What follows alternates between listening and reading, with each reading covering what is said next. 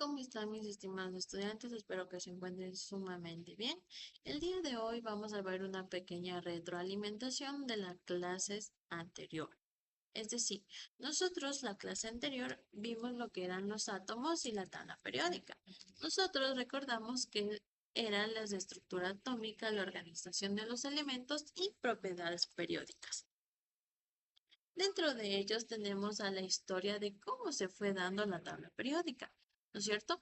Nosotros recordemos que en 1829 aparece un postulante o un postulado de, o ¿cómo se llamaba este postulado? Se llamaba Doverain, ¿no es cierto? Entonces, Doverain lo que nos decía es que agrupó a estos elementos químicos en triadas, es decir, en grupos de tres, donde las propiedades del elemento central era un promedio de los dos. ¿De cuáles dos? De aquellos que tenía al lado izquierdo como al lado derecho. ¿Ya? Ahora, en 1864 tenemos a otro postulado, que era Newlands, ¿no es cierto? El cual propuso la ley de las octavas, es decir, que se agrupaban elementos de 8 en 8, ¿ya? Pero siempre observando que las propiedades se repetían cada 8 elementos. En 1869 tenemos a Mendeleev y Meyer, ¿no es cierto? En donde ellos ya independizan a cada uno de estos elementos químicos, formándolos o organizándolos en orden creciente, dependiendo de qué, de sus masas atómicas, ¿no es cierto? Mientras que en 1913, perdón, Moseley también organizó a estos elementos químicos, ¿no es cierto?, independientemente, pero en orden creciente del número atómico, es decir, de la cantidad de protones. Ahí es lo que yo les explicaba, que los protones tenían cargas positivas y se encontraban dentro del núcleo, ¿no es cierto? Mientras que los electrones tienen o poseen carga negativa. Y los neutrones que nosotros dijimos que no tienen ni carga ni positiva ni negativa, ¿ya? También dijimos que los electrones se encontraban afuera en los orbitales, ¿no es cierto?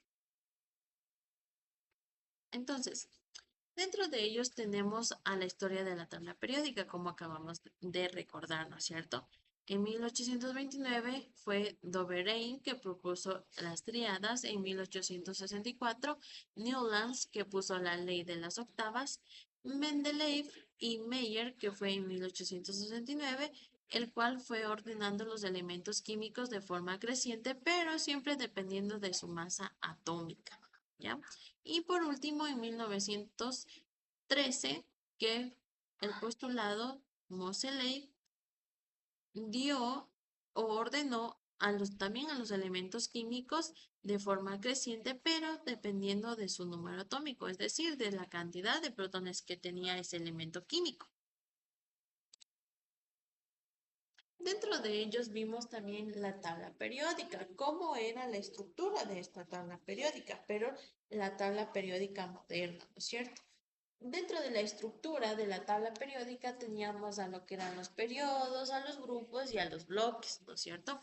Dentro de los periodos, yo les explicaba que los periodos eran las filas horizontales del 1 al 7.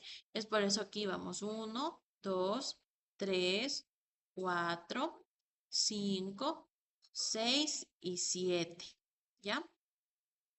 Dentro de ello también teníamos a los grupos. Los grupos eran aquellas columnas verticales desde el número 1 al número 18, es decir, 1, 2, 3, 4, 5, 6, 7, 8, 9, 10, 11, 12, 13, 14, 15, 16, 17 y 18. ¿Ya? Ahora, los bloques eran aquellas regiones denominadas como S, P, D y F, los cuales eran los bloques S, que eran los grupos del 1 al 2, es decir, 1 y 2. Los bloques P eran desde el número 13 al 18, es decir, desde aquí hasta acá. El bloque D era del grupo 3 al grupo 12, es decir, desde el grupo desde aquí hasta acá, ¿ya? Y el grupo F, que eran los lantánidos y actínidos, los lantánidos y los actínidos, ¿ya? En los cuales les mencioné que ellos, los lantánidos y los actínidos, no los íbamos a utilizar mucho, pero sí hay que tomarlos en cuenta.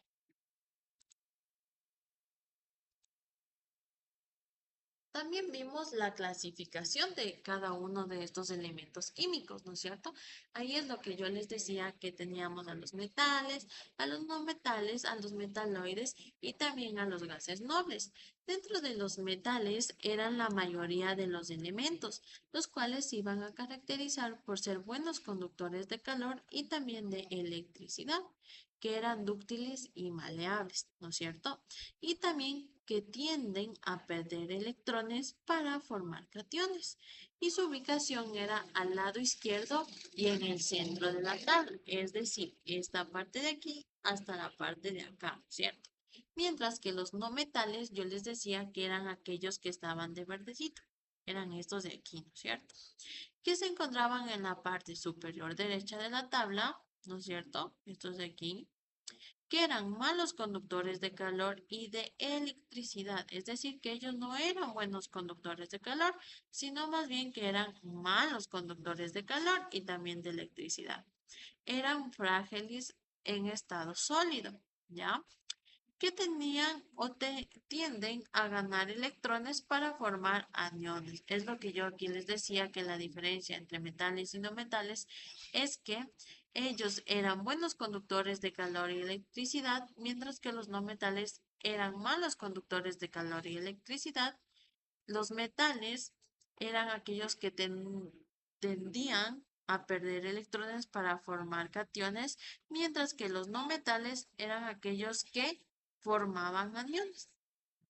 Los metaloides tienen propiedades inmediatas, intermedias, perdón, entre metales y no metales. Es decir, que los vamos a encontrar en esta parte de aquí, ¿ya? En el centro de la tabla periódica, ¿ya? Eran semiconductores. Un ejemplo de ellos era el silicio y el germanio, ¿no es cierto? Que se ubicaban en el diagonal que separa los metales y no metales, ¿ya? Y los gases nobles que eran el helio, el neón, el argón, el criptón, el xenón y el radón, ¿ya? Eran los gases nobles o también llamados o conocidos como gases raros.